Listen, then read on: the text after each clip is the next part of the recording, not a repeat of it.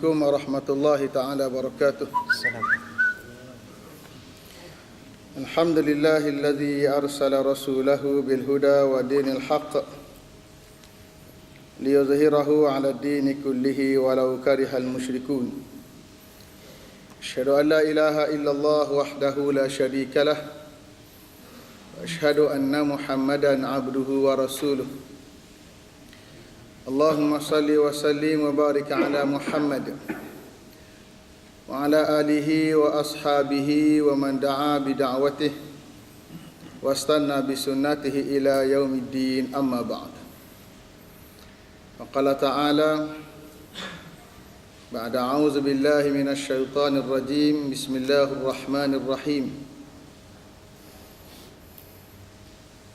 Alam tara kaifa fa'ala rabbuka bi ashabil fil alam yaj'al kaidahum fi tadlil wa arsala 'alaihim tayran ababil tarmihim bihijaratin min sijil faja'alahum ka'asfin ma'kul. Li'ilafi Quraisy ilafihim rihlatash shita'i was-sayf فَلْيَعْبُدُوا رَبَّ هَذَا الْبَيْتِ الَّذِي أَطْعَمَهُم مِّن جُوعٍ وَآمَنَهُم مِّنْ خَوْفٍ. Sadaqallahul azim. Maksudnya, tidakkah kamu tengok bagaimana Rabb kamu, Rabb yang mencipta, memiliki dan menguruskan kamu lakukan terhadap tentera bergajah? Tidakkah dia menjadikan segala usaha mereka dalam keadaan sia-sia?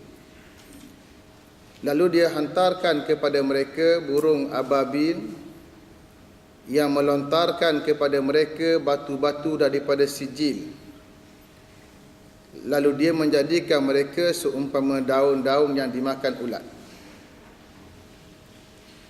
Demi kafilah perdagangan orang-orang Quraisy, iaitu kafilah perdagangan mereka pada musim sejuk dan juga musim panas. Karena itu hendaklah mereka menjadi hamba kepada Rabb yang memiliki rumah ini, yang telah memberi makan kepada mereka daripada lapar dan memberi aman kepada mereka daripada kebimbangan. Sadaqallahul azim. Surah Al-Fil dan juga surah Quraisy. Dua surah yang saya bacakan tadi adalah saling kait-mengait. Karena itulah sebahagian ulama qiraat menjadikan dua surah itu hanyalah satu surah. Walaupun yang masyhur seperti kita baca pada hari ini, dia adalah dua surah. Surah yang pertama menceritakan tentang bagaimana Allah Ta'ala menyelamatkan orang-orang Makkah Al-Mukarramah daripada serangan tentera bergajah yang dipimpin oleh Abrahah, gubernur bagi negeri Yaman pada ketika itu. Manakala pada surah yang kedua, Allah Ta'ala menceritakan apakah sebab Allah Ta'ala menyelamatkan kota Mekah Al-Mukarramah. Dalam surah yang awal, Allah Ta'ala menceritakan alam tara kaifa fa'ala rabbuka bi ashabil fil. Tidakkah kamu tengok bagaimana Rabb yang mencipta, memiliki dan juga menguruskan kamu lakukan terhadap tentera-tentera bergajah? Allah Ta'ala menggunakan ibarat Rabb. Rabb selalu terjemahan kita dalam bahasa Melayu kita sebut Tuhan. Tetapi makna yang lebih tepat bagi Rabb untuk membezakan dengan perkataan ilah. Rabb kita sebut Tuhan, ilah pun Tuhan juga. Rabbi, Tuhanku, ilahi pun Tuhanku juga dalam bahasa Melayu. Tapi makna Rabb makna Tuhan yang mencipta, dan Tuhan itulah yang memiliki, dan Tuhan itulah yang mengurus. Tuhan yang mencipta manusia, dia tentulah memiliki manusia dan dia juga menguruskan manusia. Tuhan yang mencipta alam, menguruskan alam, memiliki alam dan dia juga menguruskan alam. Itu makna Rabb. Allah Ta'ala menggunakan ibarat Rabb untuk menggambarkan betapa inayah, jagaan daripada Allah Ta'ala terhadap dunia yang dia cipta dan makhluk yang dia cipta. Bila mana tentera bergajah yang dipimpin oleh Abraham menyerang Kaabah. Apa sebab mereka menyerang Kaabah? kerana kepentingan ekonomi, melibatkan negeri Yaman. Kerana Yaman yang sepatutnya menjadi tumpuan para pedagang, tetapi terhalang disebabkan kemakmuran bumi Mekah. Dan Mekah jadi makmur perdagangan kerana adanya Kaabah. Kaabah menjadi sebab untuk manusia datang melakukan pelancongan ibadah.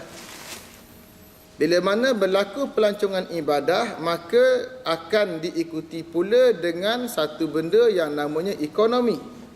Akan berlakulah manusia perlukan penginapan, manusia perlukan makanan, manusia perlukan minuman, manusia perlukan pakaian, dan akhir ia menjadi pasar, menjadi pusat dagangan. Bila mana Makkah menjadi pusat dagangan di tengah-tengah antara dua dunia yang besar, satu dunia Syam di sebelah Palestin dan satu di sebelah Yaman, sebelah selatan, maka kehadiran Makkah sebagai bumi yang berada di tengah-tengah menjadi penghalang kepada kemakmuran bumi Yaman. Maka dengan sebab itu Abraham mahu agar Makkah yang ada Kaabah dirobohkan Kaabahnya, agar manusia tak lagi bertumpu pada Kaabah dan ingin diangkut Kaabah diletakkan di Yaman. Itu hasrat yang bodoh, jahat dan gila.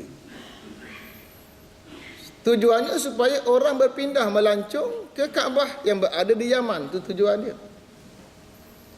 Maka apa yang dibuat oleh Allah, Allah Ta'ala selamatkan bumi Mekah. Orang-orang Mekah pakat keluar belaka. Termasuklah pemimpin Quraisy. Mekah bukan sebuah negara, dia hanya dipimpin oleh ketua kabilah yang dipimpin oleh datuk kepada Nabi sallallahu alaihi wasallam yang mewarisi kepimpinan pada ketika itu, iaitu Abdul Muttalib.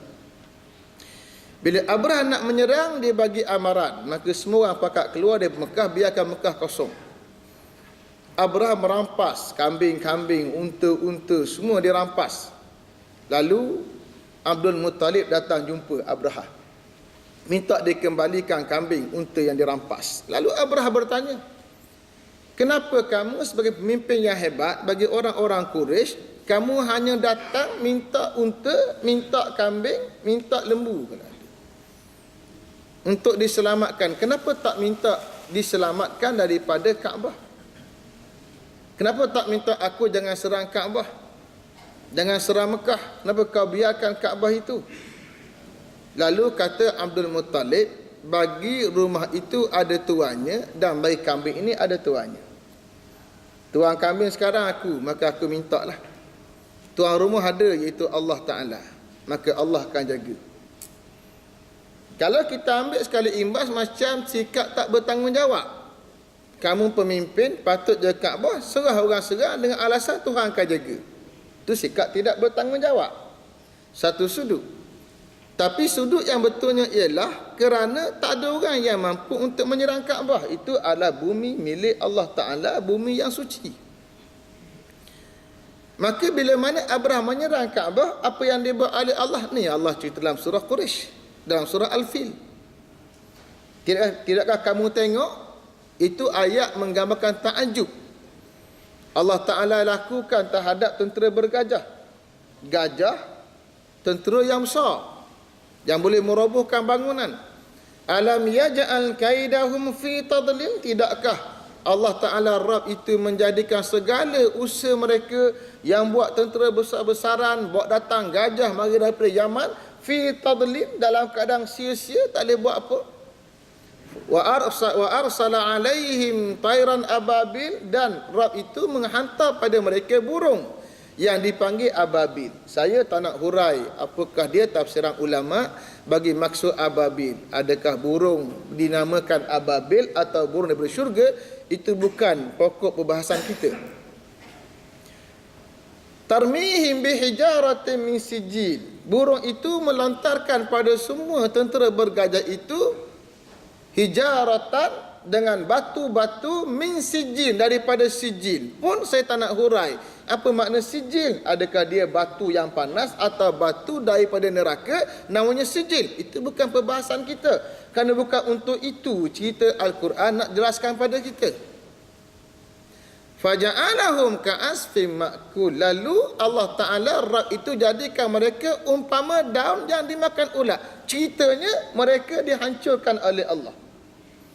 Maksud apa daun dimakan ulat dibahas panjang oleh para alim ulama. Tapi menggambarkan tragisnya berlaku kepada tentera Abraha. Sebab apa? Nak lawan Tuhan. Nak robohkan rumah Allah. Sebab itulah hukum merobohkan rumah Allah adalah dosa yang sangat besar.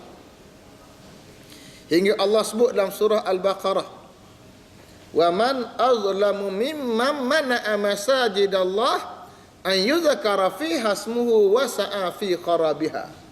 Siapakah yang terlebih zalim? Maknanya tak ada lagi hak zalim. Hak paling zalim maknanya. Berbanding orang yang menghalang rumah-rumah Allah untuk disebut padanya namanya. Maknanya menghalang rumah Allah dimakmurkan. Dosa besar. Sebab itu makna roboh. Roboh secara spiritual. Kosong. Halang. Tak benarkan makmur. Wasa'a fi kharabiha. Dan berusaha pula untuk merobohkannya. Itu roboh bangunan. Satu, halang masjid, halang surau untuk tidak dimakmurkan. Itu merobohkan surau dari sudut spiritual dia. Menghilangkan fungsi dia. Yang kedua, roboh bangunan. Pun lagi besar dosa. Maka dosa merobohkan rumah Allah adalah dosa besar. Yang ni bukan rumah Allah biasa. Baitullah. Rumah yang dipanggil rumah Allah Al-Haram yang dimuliakan. Baitullah Al-Haram yang dimuliakan, yang Allah Ta'ala perintahkan sama ada malaikat atau Nabi Adam untuk bina. Kerana dia rumah yang pertama dibina. Inna awala baitin wudi'a lin-nas, rumah yang awal dibina, kata Allah Ta'ala, lallazi bi Bakkah mubarakah, iaitu yang ada di tempat namanya Bakkah. Bakkah maknanya Makkah. Orang Arab dia tukar bak jadi mim, mim jadi bak. Setengah kabilah macam tu. Macam kita lah ada hak leweh, cakap tak. Orang Kedah pun ada ayat, ada A. A orang baling. Kita air. Bak tukar pada mim, mim tukar pada bak. Rumah yang awal dibina, awala baitin wudi'a lin-nas, yang dibuat, diletak untuk manusia tu, yang ada kat Mekah, kata Allah. Ulama bincang, manapa rumah yang awal? Adakah rumah Allah yang awal atau memang secara mutlak rumah pertama dibina? Itu khilaf ulama. Tapi yang pasti dia adalah yang awal. Ni rumah Allah. Kamu nak roboh rumah Allah, Allah Ta'ala akan jaga. Maka Allah tunjukkan, Allah jadikan mereka umpama daun yang dimakan ulat. Daun makan ulat berlubang-lubang, buruk, kering dan sebagainya. Itu yang mungkin jadi daripada jasad mereka. Selesai. Itu cerita kuasa Allah.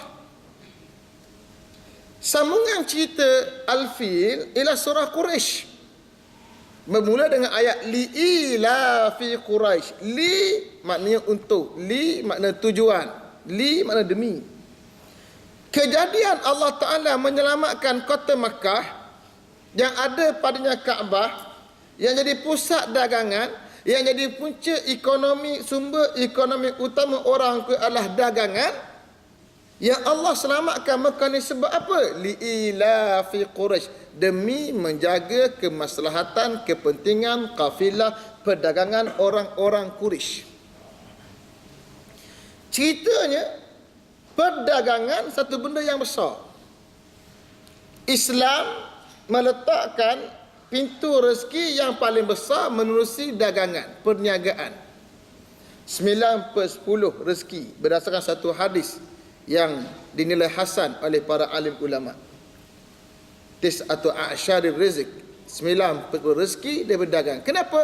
Kerana manusia memerlukan tukar barang antara mereka. Tukar barang itulah untuk menghasilkan, melunaskan keperluan. Itu namanya perniagaan.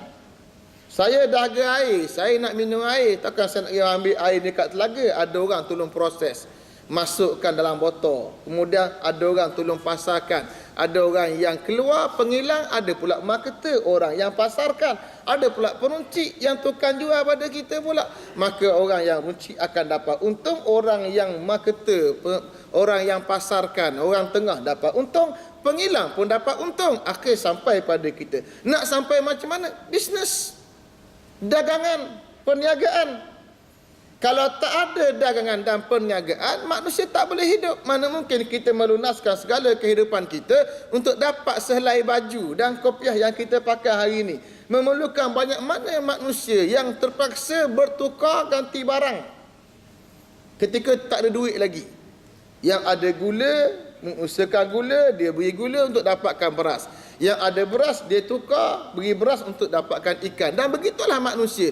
Hinggalah dicipta duit sebagai alat penimbang tara, bahan pertengahan untuk menentukan nilai.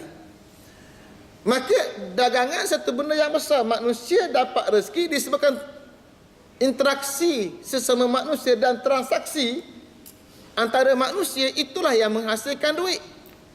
Kita pergi beli barang di bawah, beli pen harga RM1, naik atas ni orang malah turun bawah dah, menjadi duit bila ada orang malas.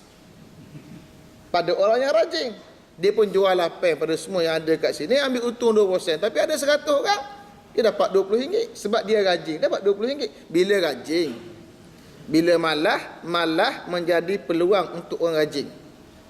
Dan dunia banyak orang malas. Kita malas nak lalu kod jalan kampung, lambat masuk highway, maka memberi untung pada plus. Untung pada orang yang berpeluang. Bila kita tak nak jalan kampung kerana lambat, nak potong masa, kita masuk highway. Mana manusia dapat rezeki dengan sebab timbal balas, pertukaran barang. Maka dagangan, usaha perdagangan mesti dijaga, mesti dipelihara. Kalau Allah Ta'ala pelihara kelangsungan dagangan, maka bagi sebuah negara yang menguruskan negara pun mempunyai kewajipan untuk menjaga dagangan. Tengok apa yang dibuat oleh Singapura sebagai contoh. Bila timbul ura-ura kerajaan Thailand, ni cerita lama dah, dibangkit semula sehari dua ini, nak mengadakan atau membuat terusan segenting kera apa nama, IPMUS apa nama dia, segenting kera nak dipotong, dibuat terusan untuk memudahkan laluan perkapalan yang datang daripada China, boleh ke India, boleh ke sebelah timur, sebelah barat, dengan memotong, mengurangkan 1000, menjimatkan 1200 kilometer. Yang tentu akan jimat minyak, jimat kos, baik kos pergerakan, kos orangnya, gaji pekerjanya, masanya dan retanya tentu lebih cepat berbanding nak pusing sampai ke semenanjung kita, nak lalu ikut Singapura. Maka siapa yang paling terjejas? Yang paling terjejas adalah Singapura, yang bergantung hasil besar negara dia, yang tak ada apa itu, hanya pulau yang kecil, bergantung pada cukai pelabuhan, kemasukan pelancongan dengan pelbagai sebab. Kapal itulah, perkapalan itulah memberi income besar pada Singapura. Bila dibuat terusan, Singapura mati. Maka siapa yang awal bantah? Bukan bantah terbuka, bantah cara kod dalam. Singapura. Hingga ada ugutan untuk perang. Walaupun ia tak dibongkar pada awal, tapi itulah risikan yang berlaku. Sanggup perang. Sebab itulah tertangguh sedemikian lama. Dan dia bukan cerita baru. Cerita nak buat terusan ini, pada ketika zaman belum berlaku era penjajahan sekalipun, dah ada urat-urat oleh raja-raja sebelumnya. Ketika hatta, ketika mana negeri itu berada di tangan orang Melayu, itu tak segenting kera adalah sempadan tanah Melayu dengan tanah Thailand. Telah ada urat-urat itu. Hari ini bangkit semula, keluar dalam satu berita ChinaDaily.com, menceritakan kononnya ada satu perjanjian antara China dan juga Thailand untuk membuat terusan untuk maslahat China. Sejauh mana kebenaran cerita, tapi yang boleh kita tengok bagaimana bila ia melibatkan ekonomi. Persoalan apa yang perlu kita buat untuk melindungi dagangan kita agar tak mati pelabuhan kita, dan kita dapat untung. Kita ada pelabuhan di Pulau Pinang sebagai contoh, dan pelabuhan di Kelang, memberi income yang besar pada negara kita, bagi negeri Selangor sendiri. Bagaimana kita melindungi dagangan kita? Ini persoalan. Cerita Allah Ta'ala mengajar kita menerusi konsep surah Al-Fil dengan surah Quraisy, menjaga dagangan. Allah kata li'ila fi Quraisy, demi untuk menjaga maslahat kafilah dagangan orang-orang Quraisy. ila fihim rihlatash syita'i was-saif. Dagangan mereka pada perjalanan musim panas dan juga musim sejuk. Ni cerita macam mana orang Mekah dapat hasil. Pada musim panas, Yaman sangat panas, Mekah panas. Kurang sikit daripada Yaman. Negeri Syam panas, kurang sikit daripada negeri namanya Mekah dan juga Yaman. Dia berada di sebelah utara. Maka bila musim sejuk, orang-orang Syam dia turun ke Mekah. Orang Mekah pun kalau nak pergi ke Syam pada musim panas, dia akan pergi ke negeri Syam. Sebab Syam sejuk pada musim sejuk. Musim panas, orang Syam turun ke Mekah, orang Mekah ambil barang buat turun ke negeri Yaman. Bila musim panas pula, bila musim terbalik ayat Bila musim panas, orang Mekah akan pergi ke negeri Syam sebab Syam kurang sikit panas. Bila musim sejuk, orang Mekah akan pergi ke negeri Yaman kerana Yaman kurang sikit sejuk. Siapa yang ambil kerja tengah-tengah ni? Orang Mekah lah. Sebablah dagangan orang-orang Islam, orang Mekah, orang Quraisy dulu, orang Mekah bawa barang dagangan imam ke negeri Syam, imam ke negeri Yaman. Maka Mekah makmur. Orang Syam tak perlu hantar barang ke Yaman, merugikan masa dia. Dia hanya hantar barang ke negeri Mekah. Orang Mekah bawa ke negeri Yaman.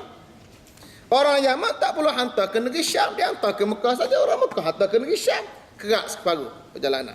Takkan nak tamak, nak gomor berlaku. Mesti ada orang tengah. Konsep orang tengah itu wujud. Mana-mana perniagaan apa orang tengah perlu ada. Cuma sejauh mana orang tengah mengambil untung, kadar mana, banyak mana. Itu persoalannya saja. Tapi mesti ada orang tengah. Takkan kita berlaku. Kitalah daripada awal menghilang, kita lagi jual. Berat nanang lah begitunya. Kita habis kos untuk penghilangan sekali dah. Tak boleh hasil, nak kena pergi jual pula. Nak kena sampai pada orang terakhir, pembeli terakhir. Masa banyak mana? Kita perlukan masa sebulan. Baru dapat return duit, nak pusing modal semula. Mapa keras negeri lagu tu. Kita nak tengah-tengah. Kita buat barang, seminggu hantar orang tengah, dapat duit, return. Kita pun pusing balik buat barang kat kilang kita. Orang tengah, dia habis duit dia pergi hantar pada orang lain, peruncit, dia dapat duit pula. Itu cara bisnes. Jadi, di situ kita lihat pelancongan ibadah jadi punca untuk berlaku dagangan. Dan memang Allah Ta'ala mencipta sistem itu. Tengok hari ini Mekah. Kita beli kopiah Mekah. Bukan duk Mekah, buat di Mekah. Kopiah tu buat di China, cap Mekah. Beli sebab apa? Kerana ki Mekah. Tepek dengan Mekah je. Macam barang kita, ada setengah-setengah sayur kita diimport oleh Singapura. Singapura tanam bila sayur.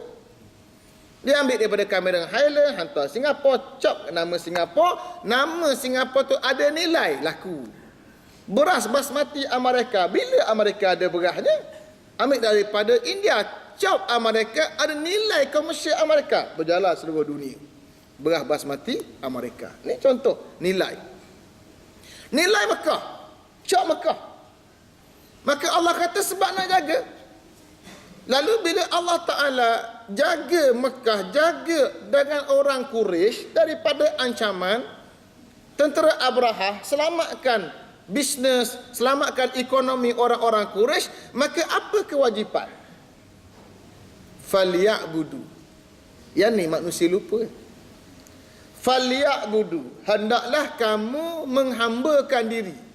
Rabba, terhadap Rabb yang mencipta, memiliki dan menguruskan hazal bait, rumah ini. Kerana Allah buat rumah ni lah kamu dapat bisnes. Kerana Allah beri aman rumah ni lah kamu dapat bisnes. Baliklah pada Allah. Hak ni kita lupa. Kita dapat rezeki, kita lupa hak hantar tu Tuhan. Kita dapat rezeki minyak ni, bangunan Petronas, hasil minyak. Siapa yang hantar minyak tu? Kita jangan lupa. Yang hantar tu Rabb. Kita boleh habis duit juta-juta untuk buat cari gali minyak. Tapi tak jumpa. Allah tak buka. Pergi kat lain pula. Cari pula. Habis juta. Juta ke 2 juta. Tanya orang sekali tahu tak? Tak jumpa. Cari kat lain pula. Jumpa. Jumpa sekali lubang tu. Cover hak 3-4 lubang hak rugi. Aku jumpalah dekat sempadan. Pahang dengan Terengganu. Bergaduhlah Pahang Terengganu. Buka. Allah buka. Wala in syakartum la azidannakum. Jika kamu bersyukur, aku tambah. Bersyukur nikmat minyak Allah Ta'ala bagi, Allah tambah. Mu tak bersyukur, aku tarik. Tarik macam mana? Senang aja. 110 dolar setong, potong je 50. Tarik tu. Bukan payah nak tarik. Nak tarik lagi, potong lagi 20. Apa namanya, tinggal 20 dolar setong. Boleh tarik, tak ada masalah. Tu hak Allah. Allah nak tambah, Allah Ta'ala boleh buat. Mereka yang sedang mengawal harga minyak dengan joint venture, dengan pakatan dengan Saudi Arabia, Allah Ta'ala boleh buat ketidakamanan negeri Saudi dan tak aman negeri Amerika hingga mereka terpaksa lepaskan kawalan mereka, maka harga minyak naik semula. Itu boleh berlaku. Mana Allah Ta'ala yang beri, Allah Ta'ala boleh ambil. Walau anna ahlal qura amanu wattaqau. Ayat ni mesti ada dalam pertimbangan kepala semua orang, termasuk orang bisnes terutamanya. Sekiranya orang-orang kampung itu beriman dan bertakwa, dua syarat. Iman, dia yakin rezeki mari dari Tuhan. Takwa, dia hati-hati guna rezeki Tuhan. La fatahna, kami akan buka. Maknanya asal tutup, kami akan buka. Alaihim, atas diri mereka semua, barakatin, keberkatan yang ditafsirkan oleh ulama dengan keberkatan rezeki. Minas sama'i, dari langit, wal ardi, daripada bumi. Bumi antaranya apa dia? Minyak tu bumi lah. Malaysia pernah, bukan Malaysia, Semenanjung Tanah Melayu, tahun 30-an, ketika Dewan Penjajahan Inggeris, menjadi bumi yang paling banyak mengeksport nanas dunia. Dan menjadi pengeksport biji besi terbesar dunia tahun 30-an. Dan Semenanjung Tanah Melayu memberi income kepada England, kepada Britain, 80% hasil masuk bagi negeri namanya Britain, negara Britain, diperolehi daripada tanah jajahannya yang terbesar daripada tanah Melayu kita. Makna suburnya tanah Melayu kita pada ketika itu. Dan menjadi pembekal getah yang terbesar pada tahun 30-an. Ini nikmat negara kita yang kita duduk sekarang. Bukan calang-calang negara ni. Adalah berada pada lokasi strategi pergerakan kapal-kapal dunia. Hingga akhir lahirlah negara seperti Melaka yang besar pelabuhannya. Hingga juga Aceh jadi pelabuhan besar. Kerana laluan antarabangsa untuk barang daripada timur ke barat, China ke India. Allah letak kita ni, Malaysia ni, duduk di lokasi itu. Sangat cantik. Dengan pulau-pulau yang sangat cantik. Pulau paling cantik dunia letak di negeri Terengganu, Pulau Redang. Pulau Redang, Pulau Perhentian, negeri saya lah. Apa lagi tak ada kat Malaysia? Allah kata, maka kamu kena jadi hamba. Bila Allah dah beri begitu banyak limpahan rezeki, apa yang tak ada kat negara kita ni? Kita je yang tak reti. Orang luar kata apa? Dulu orang Jawa mari hijrah ke Malaysia, dia kata apa? Mari Semenanjung Tanah Melayu macam kutip duit, macam kutip daun kering. Macam kutip daun kering. Bagi mereka, kita daun kering laku mana pula? Sebab kita tak cerdik. Orang Cina yang mari hijrah, kenapa?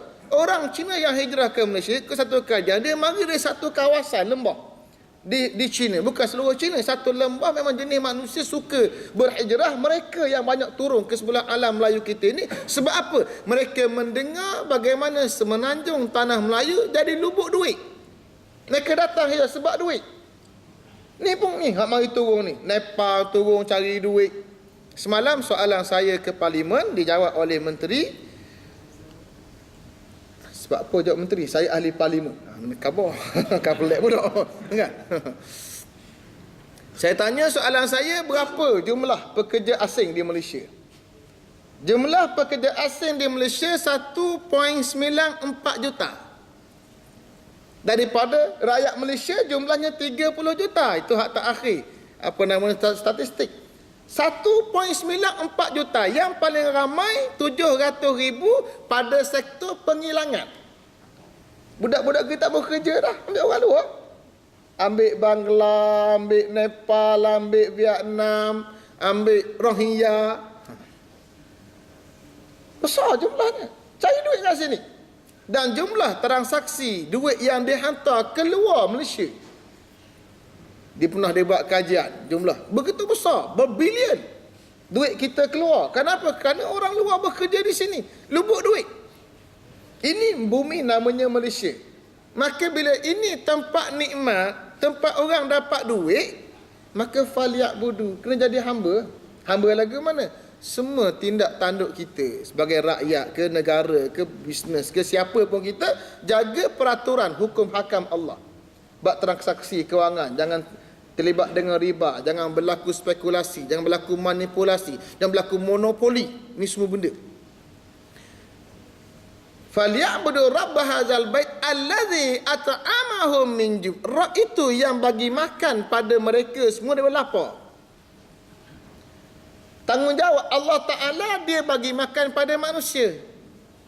Seorang ayah mengambil tanggungjawab sebagai orang tengah nak beri makan pada anak-anak. Bagi sebuah negara, kerajaannya mengambil tanggungjawab daripada Tuhan untuk bagi makan kepada rakyat agar tak ada yang lapar. Satu. Yang kedua, wa amanahum min khauf, dan bagi aman daripada kebimbangan dan ketakutan. Itu Allah Ta'ala beri. Dua nikmat. Satu, perut kenyang. Kedua, hati senang. Mana-mana negara pun dia akan usahakan yang tu, nak bagi negara itu aman, sentosa, tak berlaku perang, tak berlaku jenayah. Yang kedua, nak bagi orang semua boleh makan, rakyat boleh makan. Itu aim, itu target. Mana-mana kerajaan sekalipun. Cuma sejauh mana dia berjaya atau tidak, itu cerita sejauh mana dia bijak merancang. Tapi itulah yang patut menjadi sasaran bagi semua kerajaan, negara atau negeri. Bagi aman negeri, kemudian bagi makan daripada lapar. Cerita makan dari lapar ni Allah Ta'ala ungkit dalam banyak ayat. Ara'aita allazi yukadzibu biddin, fadhalika allazi yad'ul yatim wa la yahuddu ala ta'amil miskin. Kata Allah, tidakkah kamu tengok orang yang tak percaya pada ad-din, pembalasan Allah,